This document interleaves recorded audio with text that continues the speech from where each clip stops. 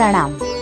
ગિરનાર તીર્થ, જે સાક્ષાત પૃથ્વી પર સ્વર્ગની અનુભૂતિ કરાવે, જ્યાંના જંગલોમાં અનેકો ઔષધિ છે જે કોઈ પણ રોગને દૂર કરી શકે છે. એવા ગિરનાર તીર્થ માટે શાસ્ત્રોમાં કીધું છે કે જીવ ખાલી ઘરે બેઠા બેઠા પણ દિલથી ઉચ્ચ ભાવે ગિરનારને યાદ કરે ને, તે જીવ પણ ચોથા ભવે મોક્ષ પામી શકે છે. જો ઘરે બેસીને જ ગિરનાર તીર્થને યાદ કરવાથી આટલો મોટો લાભ મળી શકતો હોય, તો સાક્ષાત ગિરનારની યાત્રા કરવાથી કેટલો બધો લાભ મળી શકે છે.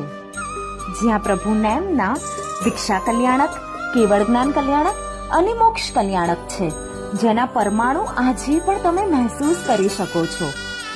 જ્યાં વિશ્વની સૌથી પ્રાચીન પ્રતિમા પ્રભુ નેમની પ્રતિમા, જે એમના જન્મ પહેલા જ 5મા દેવલોકમાં દેવ દ્વારા બનાઈ ગઈ હતી,